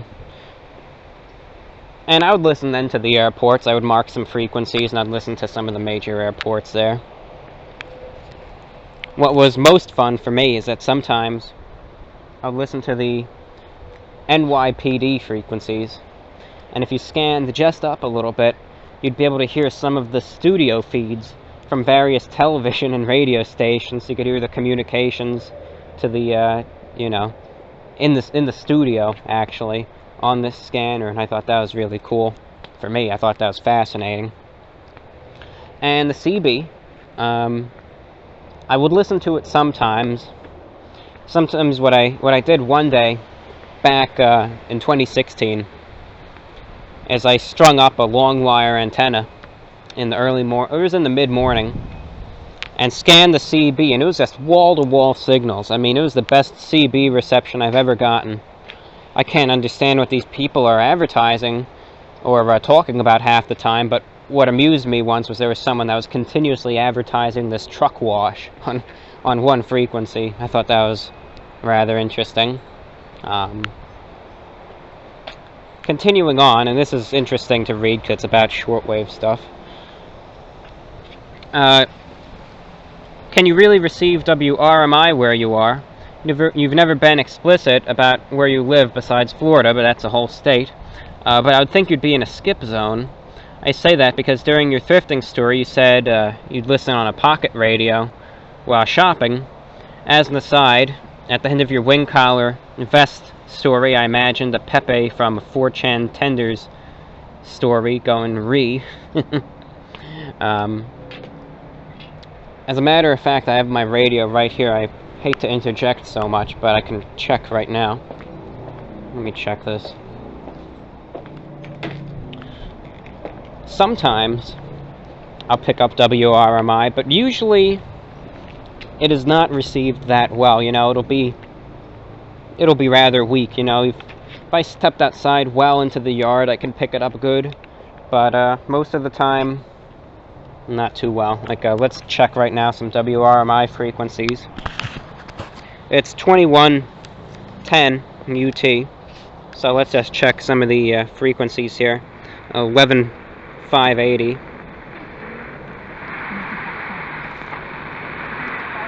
Very weak there. 11825 is next. Pretty weak. 9955. Weak. 9395. Weak. But then, let's see. You gotta learn to fly on your own. Sometimes some of the lower frequencies were coming in good. Like back when WRMI was on 5015 kilohertz, they stopped that one now. But back when they were on that one, that would come in good during the day. That'd be some good, I guess, ground wave. And then, of course, Radio Rebelde from Cuba, 5025. That comes in good 24/7. So it'll come in with some variability.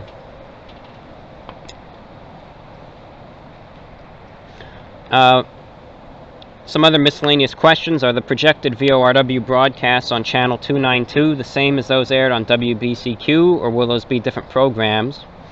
Those will be different program, or I'm sorry, those will be the same. They'll be the same. So it's the same show, you know. It's the same show on those two transmissions, you know. It's just for people who want to listen at one time in one location. They don't have to stay up exorbitantly late to hear the North American service. So it's the same transmission. And continuing with the subject of WRMI, didn't the guy who does True News finance one of their transmitters? I would imagine he would be nearly as much of a contributor to them as Brother Stare. And, yeah, I think he does. I mean, that's a independent news organization, but they probably have some good donors, you know. Again, I can't really pick them up well anymore, but I'm pretty sure they have a good, fair share of donors, you know. I remember True News did a survey. They got rid of some of their frequencies and then just switched to 9395 for 24/7 broadcasting. And they said that while there weren't as many listeners on shortwave, that's where almost all their financial support came from, so that's why they continued on the shortwave broadcasting. But originally they were on a few WRMI frequencies and WHRI, and then they just moved to their Radio Paradise service on 9395, I believe, replacing Global 24. Finally, in the listener mail segment, you state that when you'd go to the beach, you'd do it to DX. I've asked you this before, but have you tried to do any Caribbean DX or transatlantic from Europe to Africa? Not medium wave, no. Just because my knowledge of how that isn't good. I need to know what to listen for. But shortwave, absolutely. You know, I was there the other day, filmed a short video of Radio Australia being received there, and reception is phenomenal there. I mean, some of the best I've ever gotten on a shortwave radio. You know, it was the early morning hours. You know, the real early morning. I'm talking about probably maybe 9 a.m. or so, and I was scanning the 13-meter band, you know, the 21,000s, and there were signals that were just, you know, coming in, you know, in the SINPO scale, 5 across the whole board, you know, able to pick up Saudi Arabia there, was able to pick up, I think, the BBC there, you name it, all these different stations. I think all these different stations is coming in so strong that I'd never hear with those signals anywhere else. So reception's very good there. Thank you for reading my letter on VORW 138, and I'm sorry if I caused you any confusion between you and the WBCQ program director. I don't think I did, but I'm covering my bases here.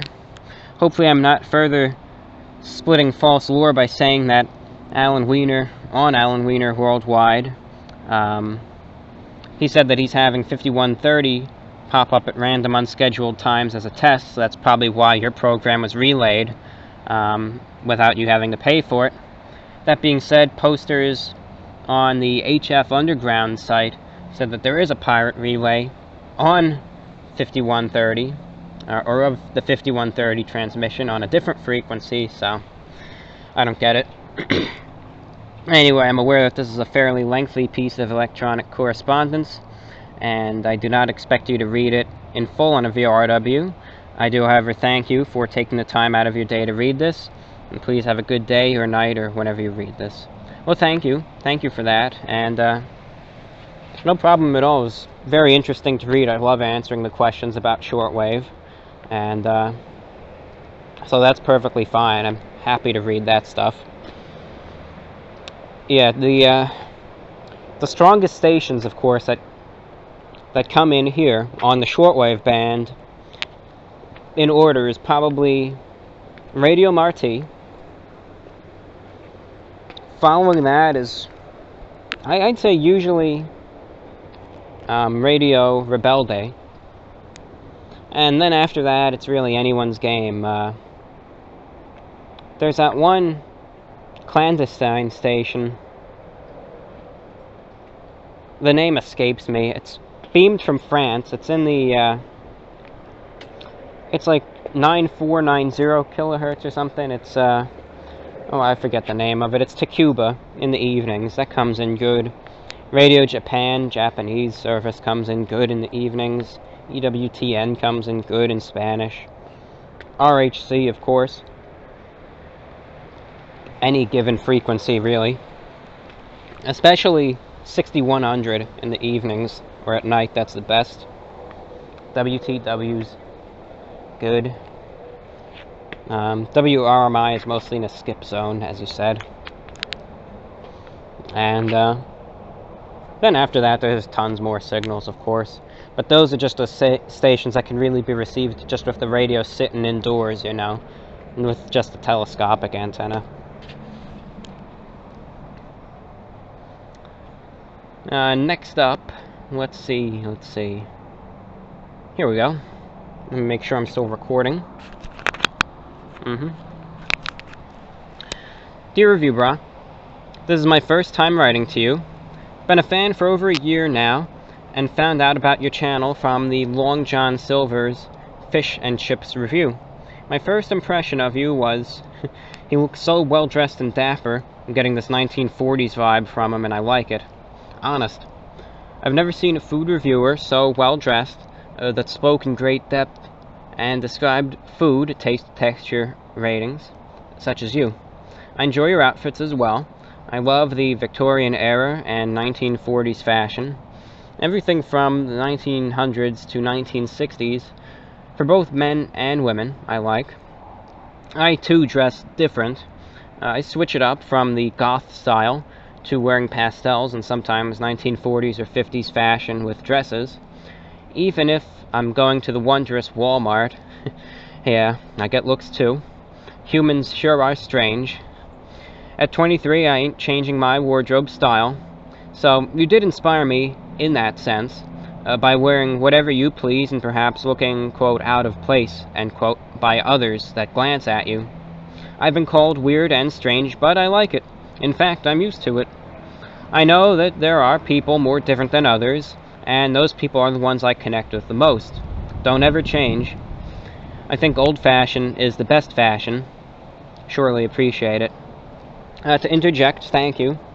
Thank you, I'm glad you can relate with that. And, yeah, at first, when I first started dressing, as I do, it was difficult to really get used to at the beginning, but now I just treat it as, you know, the clothing that I wear, and I don't really, you know, I don't think much more to it, you know. I realize it's out of place, you know. I was wearing a full shirt and tie and everything to the beach while I was listening to the radio, and I'm sure I was the only person there dressed like that, but that didn't bother me at all. I really didn't even think twice about it. I'm just so used to it, you know. To continue on, let's find, here we go. She says, I have a few drawings I want to give to you. Maybe you could add the cartoon portrait I drew of you for the VORW background. It would be such an honor. I made it in watercolor and pen, and let me know what you think. I'd appreciate it deeply. You see, I want to be a cartoonist and voice actress, and living in Los Angeles, California, born and raised, I might as well take the advantage. Along with that, I act like a toon at times, look like one and sound like one. Gee, I wish I was one. So that leads me to asking you this question. As you were growing up, did you watch any cartoons? Which ones, and on what channels? Do you remember the TV Guide? I loved it. For me, it was Animaniacs, Tiny Toon Adventures, Bobby's World, Life with Louie, Shaolin Showdown, and Batman the Animated Series. A whole lot more to name, but those were some of my tops. I could talk about this all day, and I'm just happy and thrilled that you were able to read this. I really am.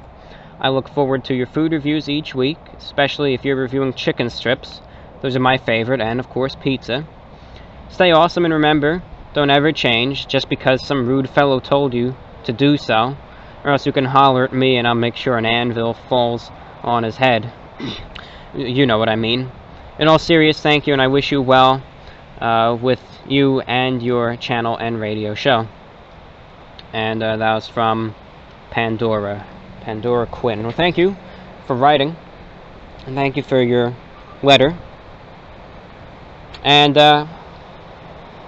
to answer your question, firstly, about the cartoons, obviously I don't watch cartoons anymore. You know, sometimes I don't even watch TV much anymore, but on occasion, if I ever find myself at the television, I'll just flip channels, you know.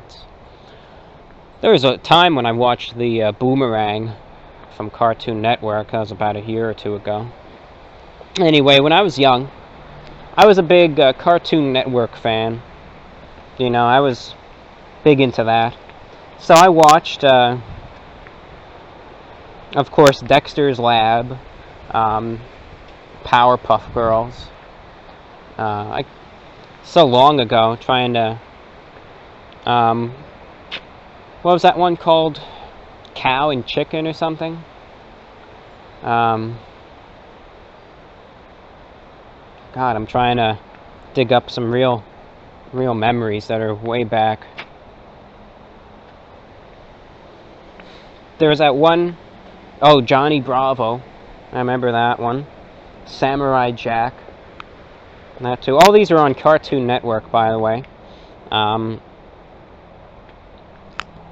as I got, then of course, Grim Adventures of Billy and Mandy. As I got a little older, started watching the ones like Foster's Home for Imaginary Friends.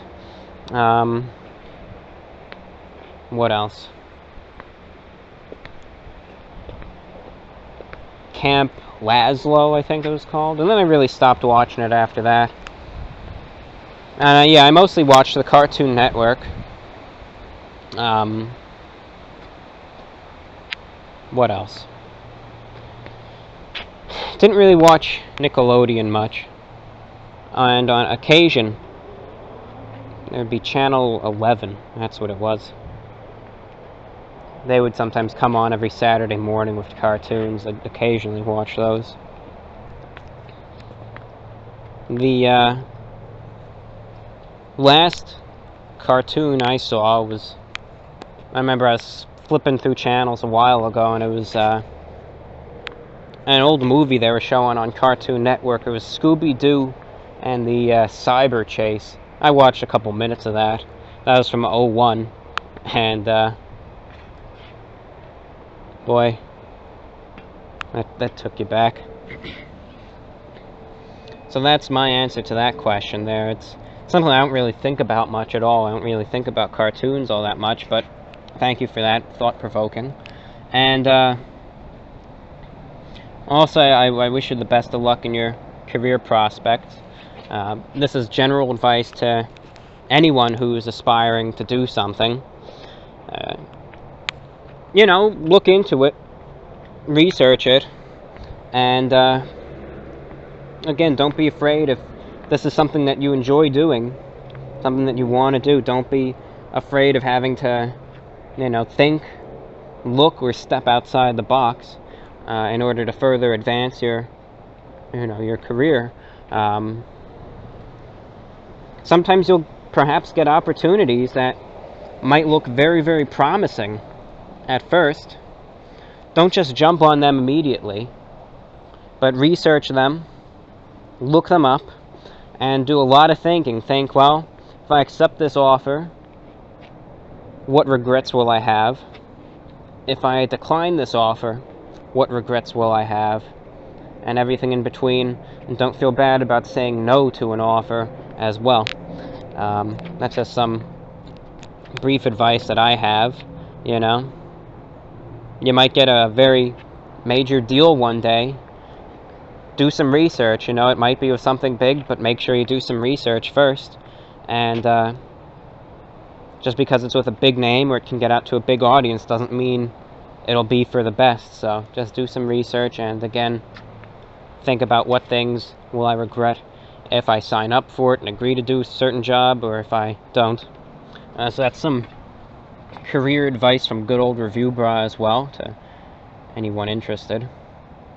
And, moving on. We got about 3 letters left, so let's carry on here. Pretty sure about 3.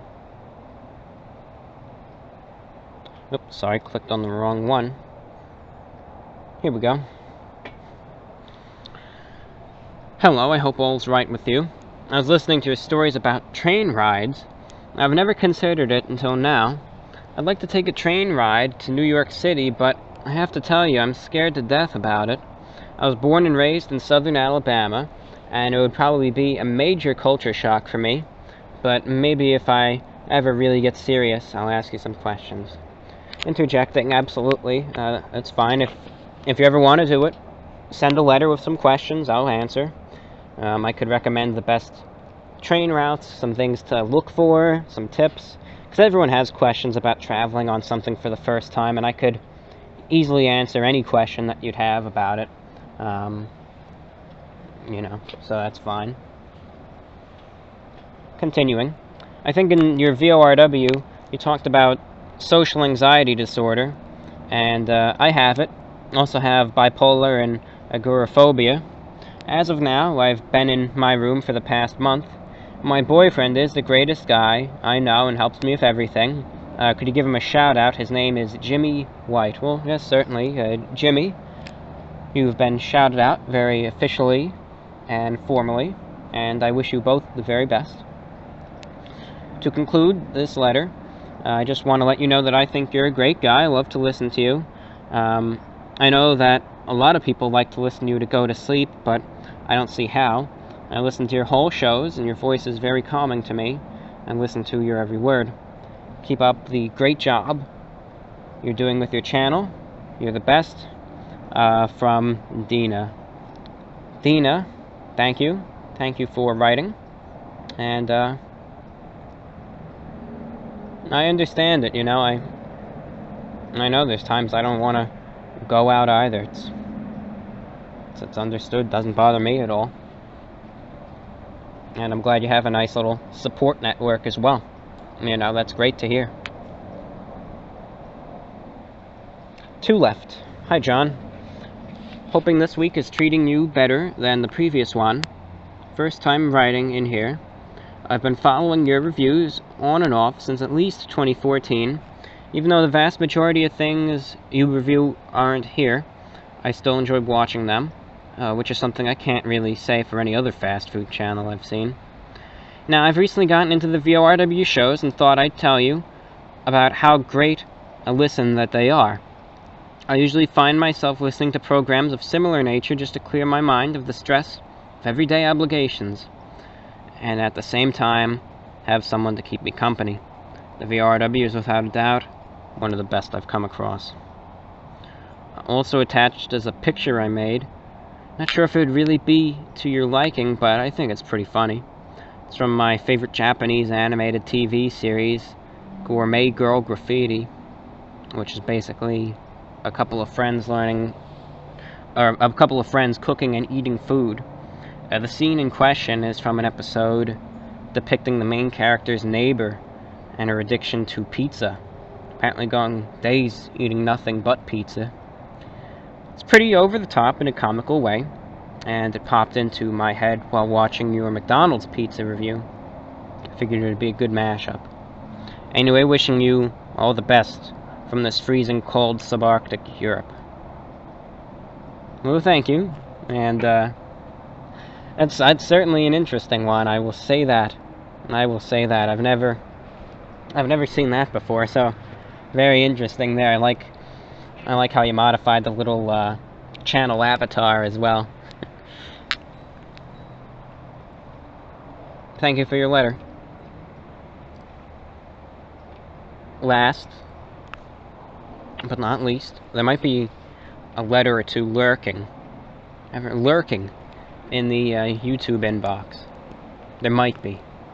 We'll check after this one, and we'll see what we got in there. Hello, Review Bra. I'm a recent subscriber to your content, and I enjoyed today's VORW. Your radio shows have been very meditative and soothing. whether it's while I'm working or need a sleep aid, listening to your show has brought to mind the podcast Sleep With Me. It's on the top charts, but not to my personal liking. The host voice just doesn't work for me the same as yours. You are perfect for podcasting, and I think your content would flourish there. And it can be a very profitable way. Oh, there go some birds, you hear them? Alright, you guys have a good one now. It could be a very profitable way to earn a living. If that is something you'd like to explore, I recommend another podcast, Podcasters Unplugged and YouTube Creators Hub. These shows are very big on personal success, business growth, and recognizing your own niche. You have a niche that would do very well on the platform, and the trolling problem is nowhere near as bad as you have and are experiencing. I knew you were attached to the shortwave radio, but it's a tool like anything else. It's good to diversify your outlets. Sorry about the impersonating problem. Could hear the emotion in your voice and how deep it must have cut. Here's a quote from a book that has helped me tremendously in similar times. Quote, when you wake up in the morning, tell yourself, the people I deal with today will be meddling, ungrateful, arrogant, dishonest, jealous, and surly. They are like this because they can't tell good from evil.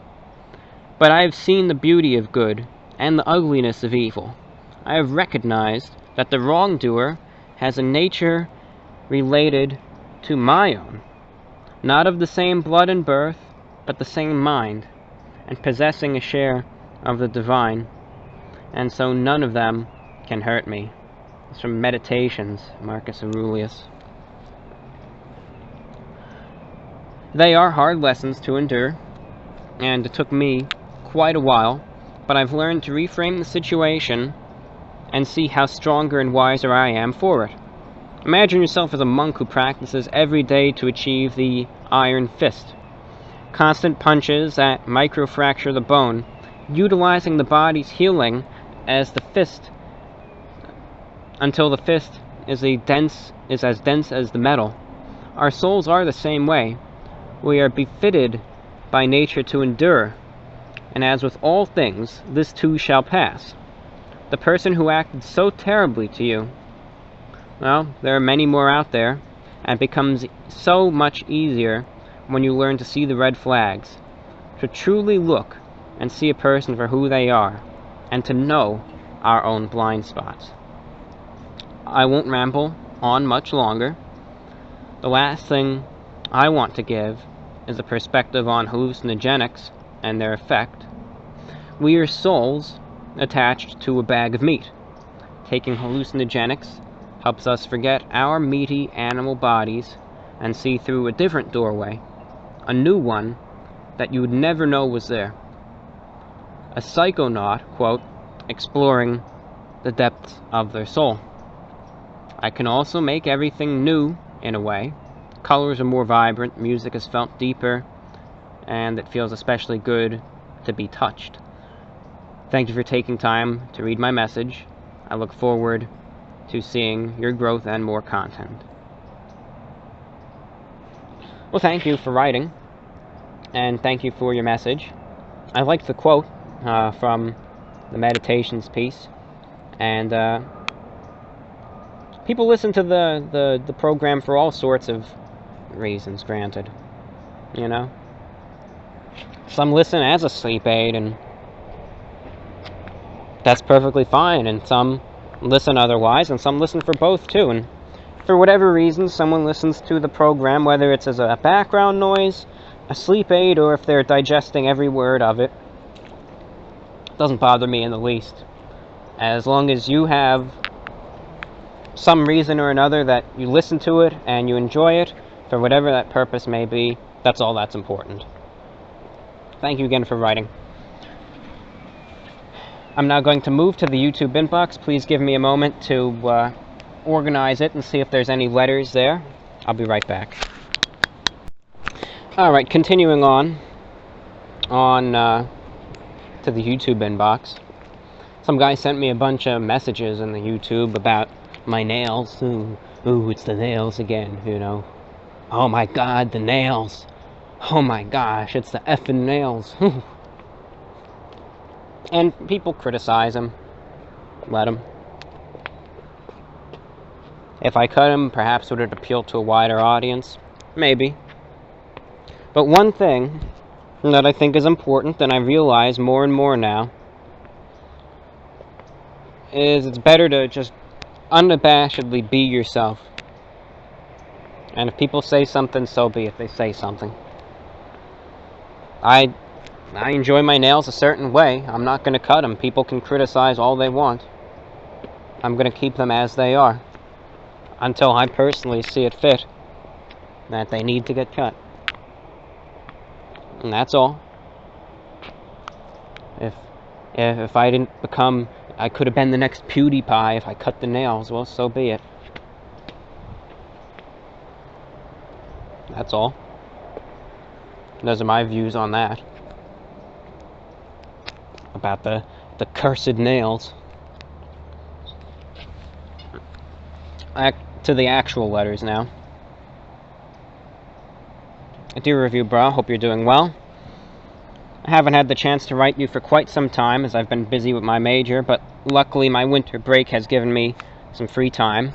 As I write this, I just finished your Burger King BK Joe versus McDonald's McCafe coffee review. And I must say I love the idea of comparing two competing items from different restaurants. Hope you plan on making more of these comparison reviews in the future.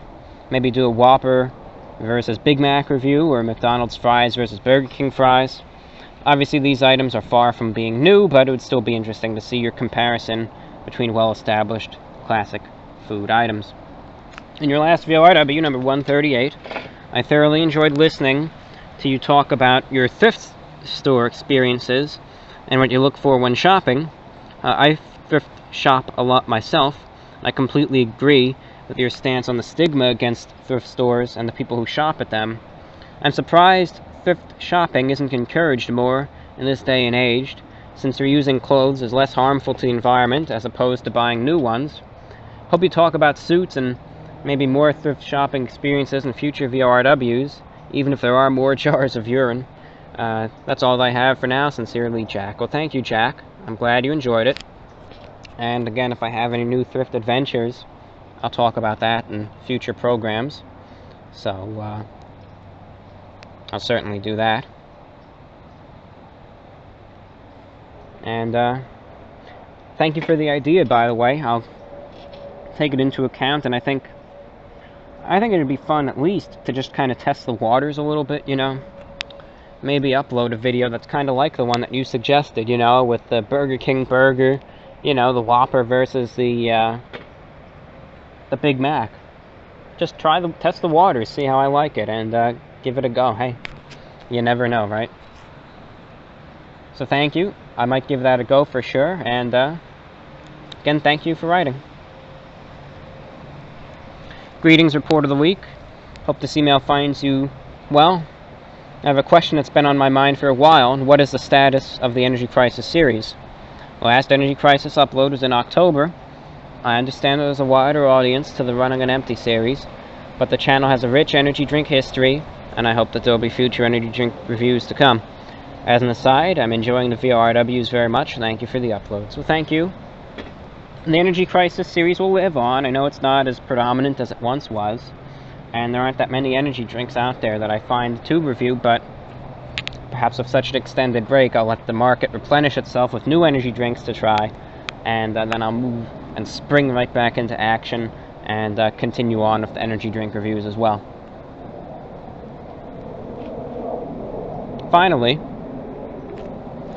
our last letter comes from,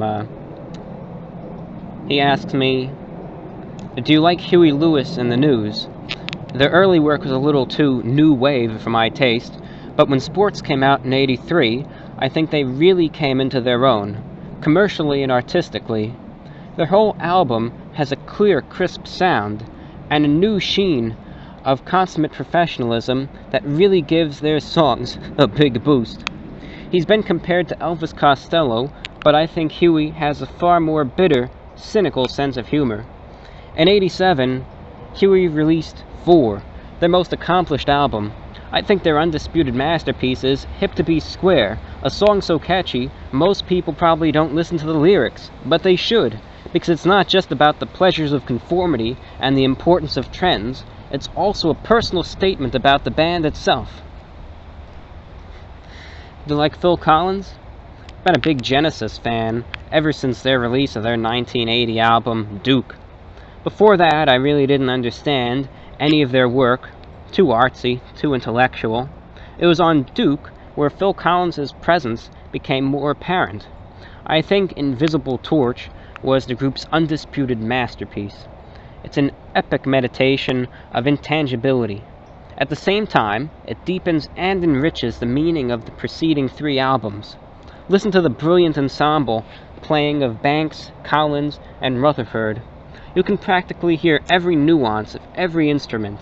In terms of lyrical craftsmanship, the sheer songwriting, this album hits a new peak of professionalism. Take the lyrics to Land of Confusion. In this song, Phil Collins addresses the problems of abusive political authority. In Too Deep is the most moving pop song of the 1980s, about monogamy and commitment. The song is extremely uplifting. Their lyrics are as positive and affirmative as anything I've ever heard in rock. Phil Collins' solo career seems to be more commercial and therefore more satisfying in a narrower way, especially songs like In the Air Tonight and Against All Odds. I also think Phil Collins works best within the confines of the group than a solo artist, and I stress the word artist. Listen to Susudio, a great song, a personal favorite. Legendary quotes right there, of course. And great film as well. Pleasure to read that. And thank you for your letter.